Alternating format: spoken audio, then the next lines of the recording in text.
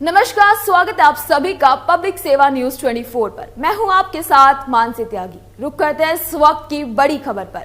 झारखंड के पूर्व सीएम हेमंत सोरेन को ईडी की ओर से कथित जमीन घोटाले मामले में गिरफ्तार कर लिया गया था। 5 दिनों से ईडी के अधिकारी रिमांड पर लेकर हेमंत सोरेन से पूछताछ कर रहे थे। 5 दिनों की रिमांड अवधि पूरा होने पर ईडी की ओर से हेमंत सोरेन को बुधवार को रांची सिविल कोर्ट स्थित विशेष अदालत में पेश किया गया।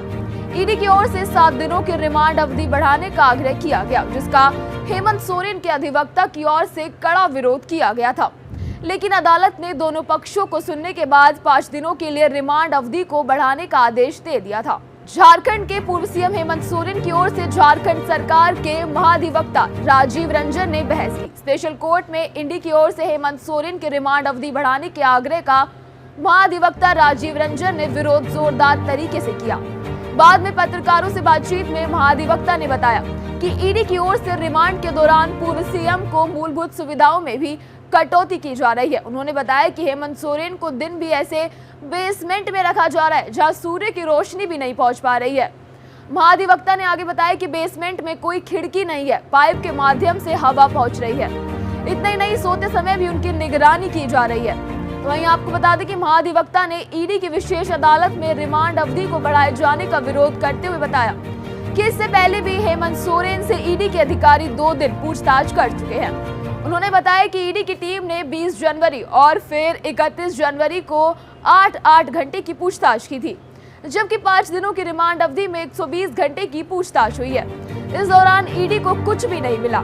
अब ईडी की ओर से बहुत सारी ऐसी बातें अदालत को बताई जा रही है जिसका कथित जमीन घोटाले से कुछ भी लेना देना नहीं है। उन्होंने बताया कि ईडी की ओर से एक चैट का हवाला देकर ट्रांसफर पोस्टिंग की जानकारी दी गई, जिसका इस केस से कुछ भी लेना देना नहीं है। यह मनी लॉन्ड्रिंग का मामला नहीं हो सकता।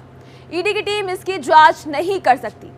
बताया गया है कि ईडी की हिरासत के दौरान झारखंड के पूर्व सीएम हेमंत सोरेन से उनके करीबी सहयोगी विनोद सिंह की व्हाट्सएप चैट्स का सामना कराया गया, जो बेहद आपत्तिजनक था।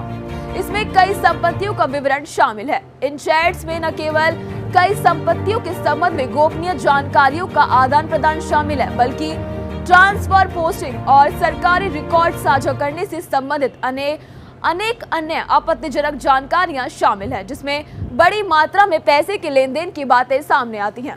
इसी के अलावा विनोद सिंह ने अधिकारियों के ट्रांसफर और पोस्टिंग, झारखंड कर्मचारी चयन आयोग की ओर से आयोजित प्रतियोगिता परीक्षाओं में शामिल होने वाले अभ्यर्थियों के कई एडमिट कार्ड को अपने कब्जे में लेने और साझा करने के संबंध में भी जानकारी मिली है। तो वहीं इधर बीजेपी के प्रदेश अध्यक्ष बाबूलाल मरांडी ने कहा कि ईडी की ओर से 12 पन्नों में विशेष कोर्ट को जानकारी उपलब्ध कराई गई। उन्होंने एक्स पर लिखा, मैं शुरू से कह रहा था कि इतना बड़ा पेपर लीक का घोटाला ऊपर की संलिप्तता के बगैर नहीं हो सकता। यह बातें मैंने अपने अनुमान के आधार पर कही थी, लेकिन आज ईडी ने झारखंड के पूर्व सीएम हेमंत सोरेन की रिमांड अवधि बढ़ाने के लिए 12 पन्नों की जो जानकारी कोर्ट में दी है, उसमें लिखा गया है कि हेमंत के सखा आर्किटेक्ट विनोद सिंह के मोबाइल और घर से छात्रों की बड़ी संख्या में एडमिट कार्ड बरामद हुए, जिन्हें पैसे लेकर बहाल किया जाना था। विनोद सिंह कौन है, ये सभी जानते हैं। देश विदेश का सपरिवार यात्रा में ये हेमंत सोरेन के साथ साई की तरह चलता है। अब पता चला कि हेमंत सोरेन ने दलाल विनोद के साथ मिलकर जमीन तो लूटा ही, साथ ही मार भात खाकर नौकरी की तैयारी करने वाले गरीब बेरोजगार इन छात्रों को भी लूट लिया। इससे बेशर्मी क्या हो सकती है कि कोयला, लोहा, पत्थर, बालू, जमीन बेचने वाले हेमंत ने गरीबों की नौकरी बेचने का भी काम कर दिया। 31 जनवरी को हेमंत सोरेन को गिरफ्तार करने के बाद ईडी ने 1 फरवरी को अदालत में पेश किया गया, जिसके बाद उन्हें न्यायिक हिरासत में रांची के होटवार स्थित बिरसा मुंडा न्यायिक हिरासत में भेज दिया गया, जिसके बाद 2 फरवरी को ईडी की विशेष अदालत ने 5 दिनों के रिमांड पर लेकर उनसे पूछताछ की और पूछताछ की अनुमति दी गई। रिमांड अवधि पूरी होने पर 7 फरवरी को फिर से हेमंत सोरेन को अदालत में पेश किया गया, जिसके बाद अदालत ने फिर से 5 दिनों के लिए रिमांड अवधि बढ़ाने का आदेश दिया।